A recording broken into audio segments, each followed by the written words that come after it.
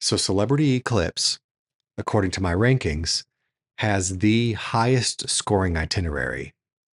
Celebrity Summit has the second highest scoring itinerary.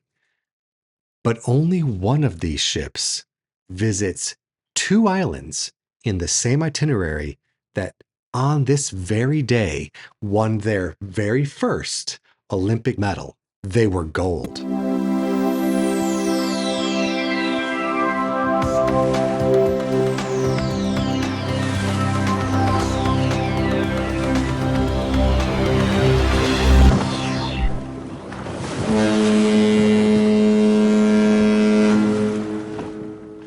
Hey, welcome to This is the Cruise. I'm Clint, and this is the channel where we look at upcoming cruise itineraries and try to find out if this is the cruise for you. Today is the last ship-focused itinerary review for Celebrity Cruises in the 2024-2025 Caribbean cruise season. And we've got a good one here, and we're going to pick out the best itineraries. So I've been on a quest this entire series to find out why my wife and I and my family have never cruised Celebrity Cruise Lines. Is it the quality of the itineraries? Is it the price? Is it the ships? What is it? Why haven't we yet cruised Celebrity? But the itineraries that Celebrity Summit is doing? Maybe. Just maybe we may be onto something. That's a lot of maybes. But they're looking pretty good.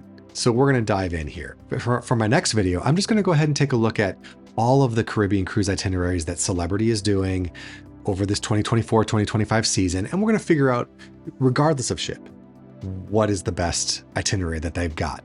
So if you haven't already, take a quick moment, click that like button, definitely click the subscribe button if you haven't already. That really helps me out. I really, really appreciate it. It goes a long way.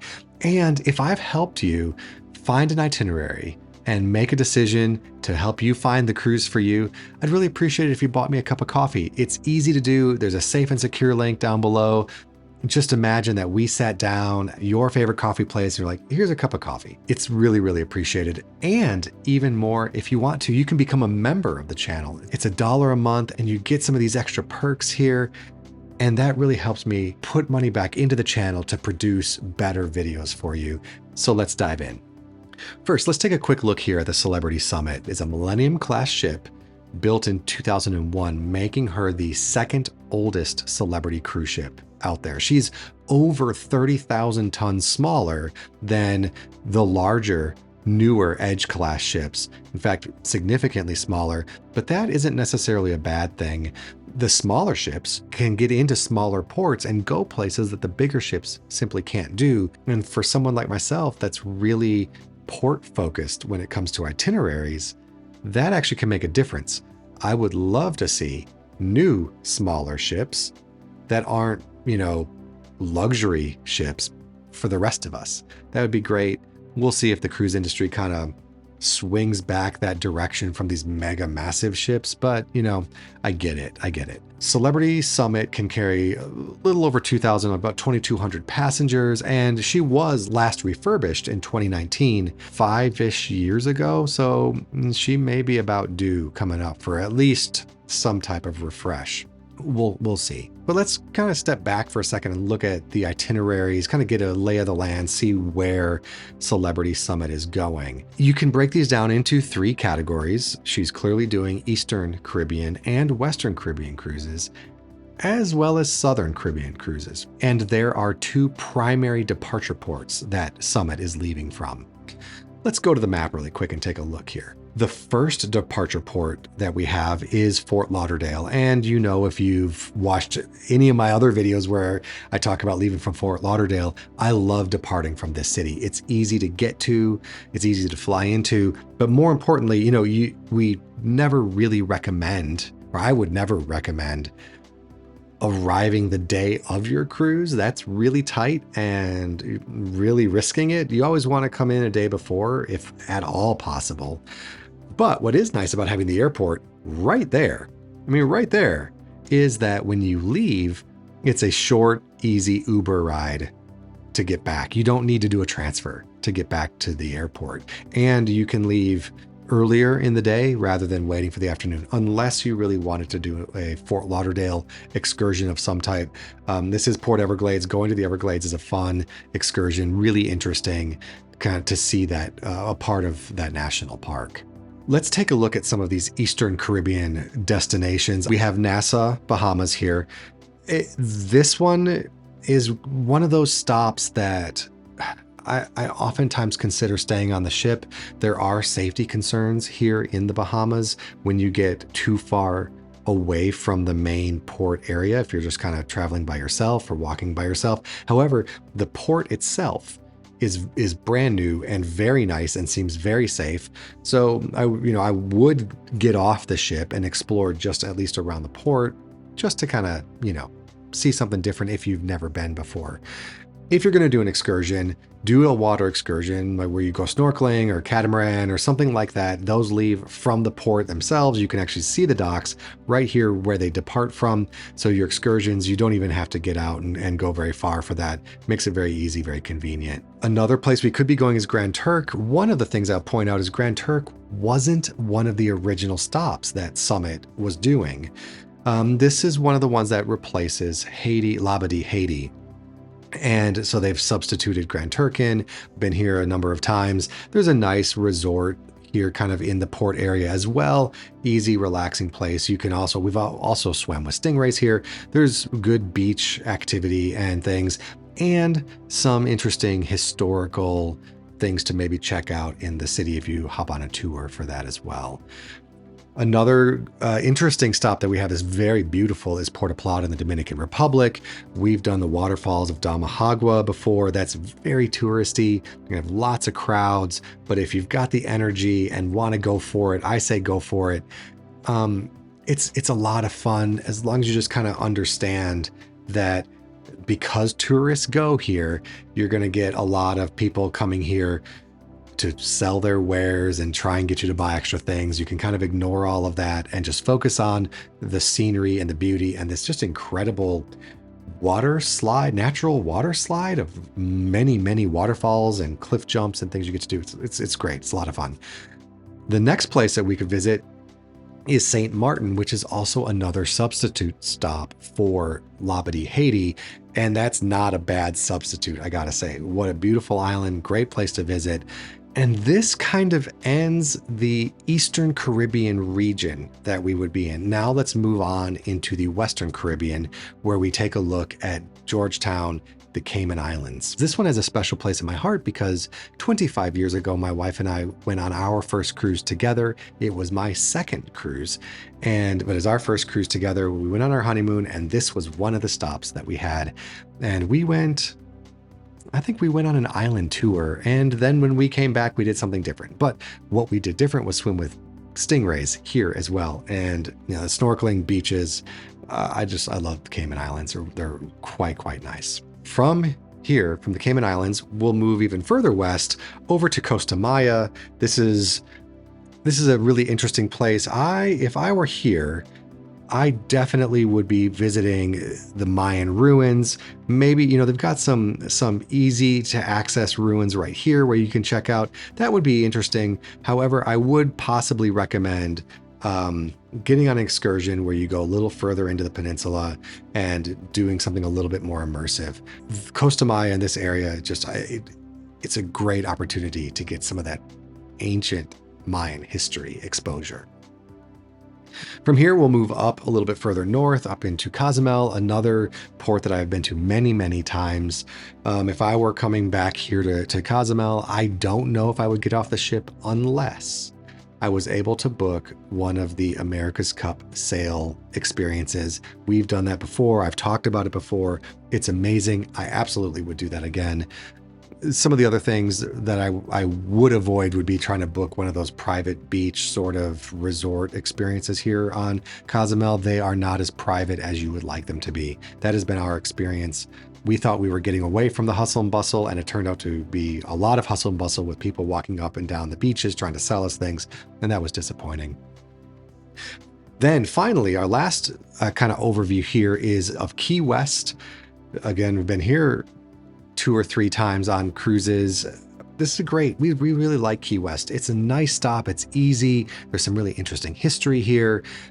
The southeasternmost point of the United States is here, and we took our kids there just to see that. And again, kind of coming back to that theme of why have we yet to cruise on Celebrity, right here on the screen in 3D render is a Holland America ship. And the last time we were here was actually on Holland America with our kids, and we had a great stop. So I would recommend, if you have a stop to Key West, it's a really nice stop, easy stop to just enjoy yourself.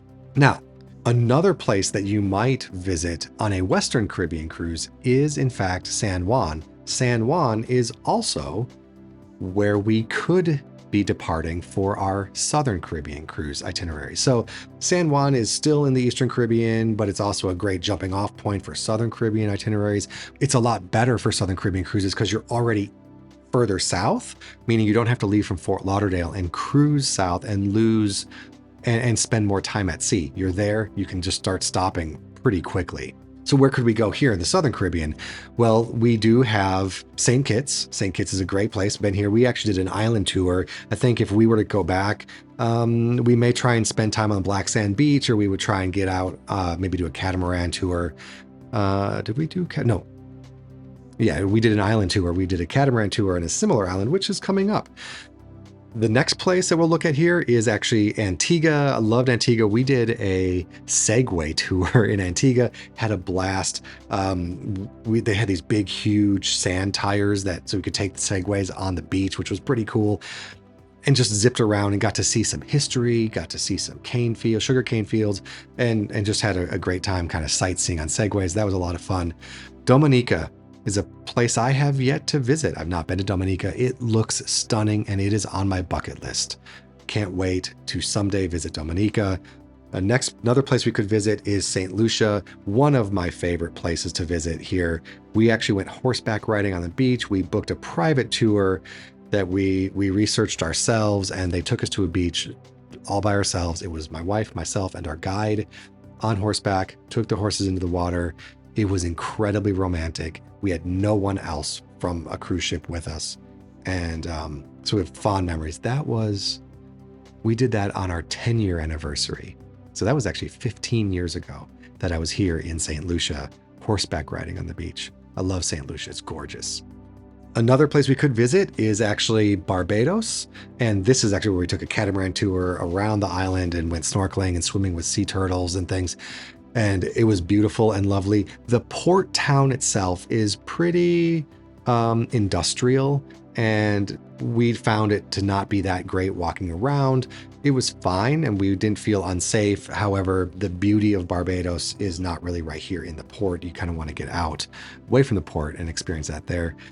And that is the Southern Caribbean places that we could be visiting. So you can kind of see clearly here where the Western Caribbean is, where the Eastern Caribbean sort of is, all the way with that kind of bonus stop of St. Martin, replacing Labadee. So they're going a little further east, almost into the Southern Caribbean on those Eastern Caribbean cruise itineraries. And then for these down here, for the most part, you're going to have to leave from San Juan. But let's take a look at the actual itineraries and try to figure out what's going on here. So there most definitely is an itinerary to avoid. Celebrity Summit is doing a 5-night sailing that just visits Nassau and Puerto Plata. 2 ports, 2 sea days. If you've watched the channel, you know that I want to see 2 ports for every 1 sea day. So that does affect the score. Plus, we only have 2 ports, so the score does not really lift up beyond that. We just got done, my last video, doing a celebrity reflection itinerary review video, or itinerary review. I'll link to that in the card above. And there were 3-day itineraries that were scoring higher than this 5-day itinerary. So it's kind of unfortunate.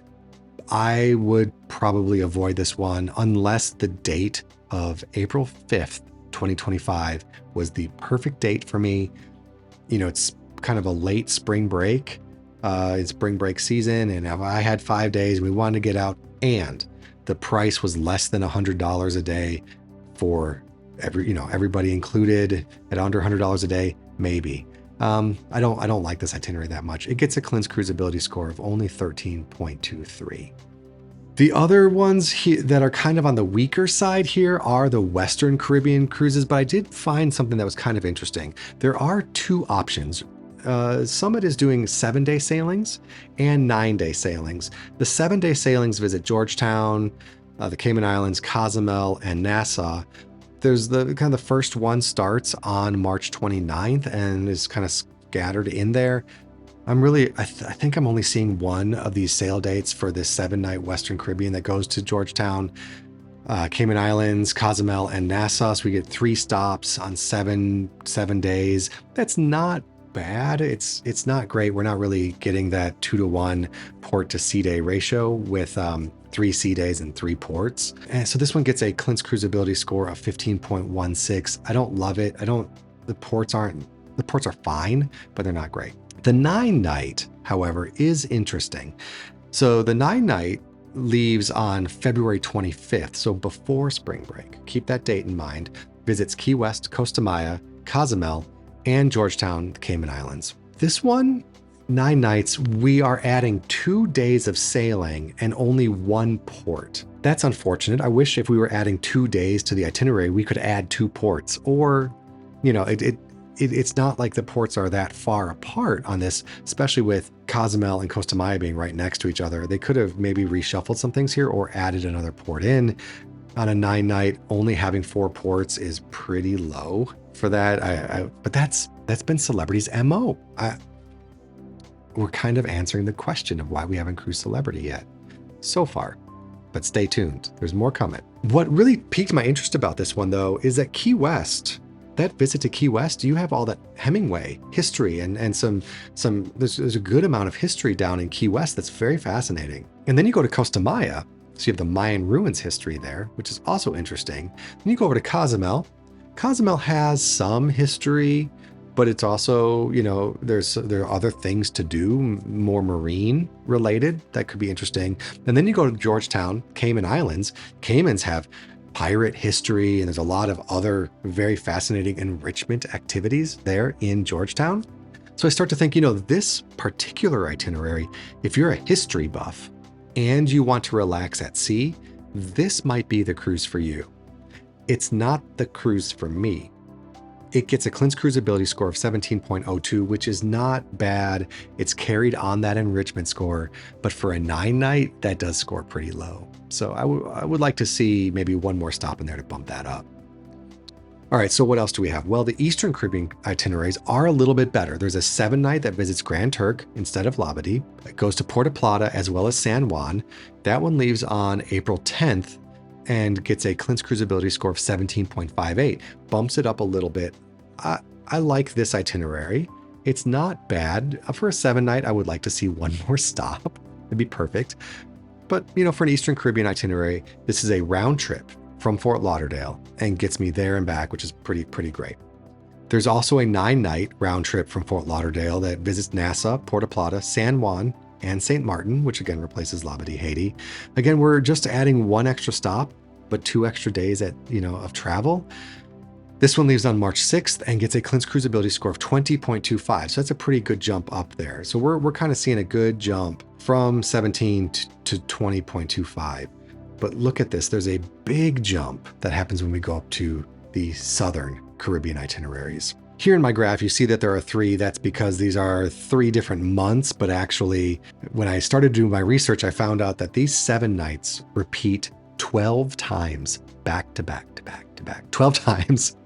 From October 12th through December 28th, every week. So if you have time in 2024 for the rest of the year, if you have time this year in 2024 to book a week of vacation down in the Southern Caribbean, these leave from San Juan, Puerto Rico, and go round trip and get you back to San Juan. So this is what I would do on these Southern Caribbean itineraries. Fly into San Juan a day before your cruise. Make sure you get over to Old San Juan.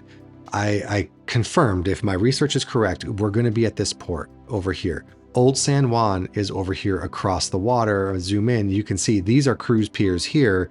And every time I've cruised in to San Juan. I've been at these piers and you just walk off and you can walk right up. The fort's up here, Old San Juan's right there.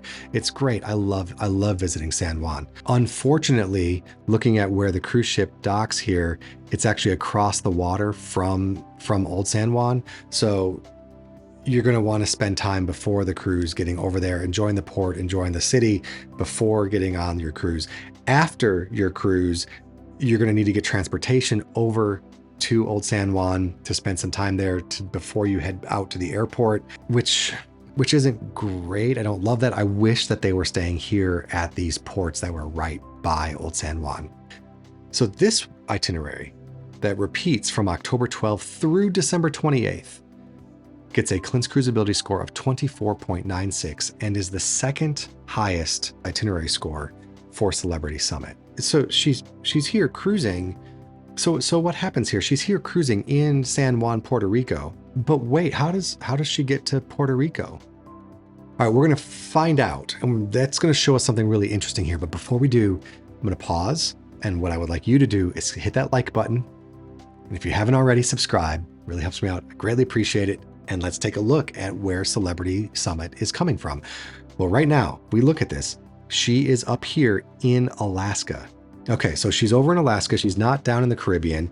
That's good to know, which means that she's going to have to get back to the Caribbean somehow, which tells us that she's going to do a Panama Canal cruise. So right now she's up in Alaska. Then she cruises from Vancouver down to Los Angeles with a stop in Victoria, then San Francisco. That's an overnight. She gets in San Francisco on September 16th and then leaves on September 17th. The last time I cruised through San Francisco was an overnight also. That was kind of more complicated, but that was actually on Holland America again. So this is a 6-day, and then she stops in Los Angeles. And then the next itinerary, looking at this, she goes from Los Angeles, cruises through the Panama Canal, and then comes back up and ends up in Fort Lauderdale. Well, that's interesting. So if she's in Fort Lauderdale, then the very next cruise is a one-way, part of the repositioning. So she probably goes to Fort Lauderdale, does some reprovisioning, and then she makes her way down to San Juan. But look at this itinerary. She leaves Fort Lauderdale, spends 1 day at sea, October 5th, and then October 6th, she goes to Grand Turk. I happen to know, having looked at this itinerary a while ago, that was going to be Labadee Haiti, but instead they've replaced it with Grand Turk. And then she has another sea day on October 7th, and then goes to Antigua, and then goes to Dominica, and then goes to St. Lucia, and then goes to St. Kitts. And because she doesn't have to go all the way back up to Fort Lauderdale, she just goes back to San Juan, Puerto Rico. So if, like me, you've been to San Juan a bunch of times, you're less concerned about that stop in Puerto Rico, so you don't need to spend as much time there, and you can get off the ship, head to the airport, and fly home. This is super interesting. It's technically a one-way. It's not round trip.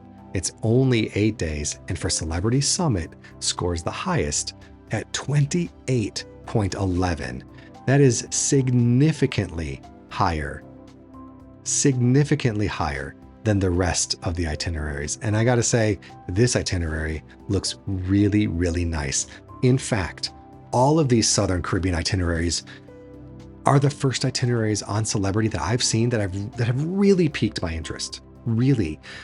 That 8 days looking really nice. The downside is if you haven't been to Puerto Rico, you may want to spend more time. So spend an extra night in Puerto Rico so you can actually get down to Old San Juan. You have to see, it's great. I love it. Don't miss that. The difference between the Southern Caribbean 7 days and this 8 day, the extra day at sea gets us down there, and they swap St. Kitts for St. Martin. It actually has the same number of stops. They've just made it 1 day longer for the transportation. It's doing things the right way. But what do you think? Is swapping St. Martin for St. Kitts reasonable? If you've been to St. Martin and St. Kitts and had the opportunity to go back to either one, but you had to pick one, which one would you pick? Let me know in the comments below. I'd love to hear you. So this is the cruise. I always like to pick one itinerary, but I have to say any of these Southern Caribbean itineraries are the crews on Summit. But I'm hesitating because Celebrity has some brand new ships that are amazing.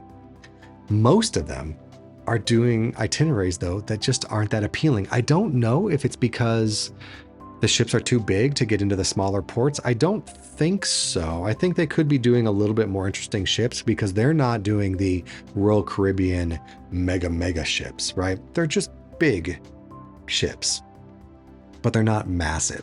So they could be going to some of these islands that are a little bit more off the beaten path.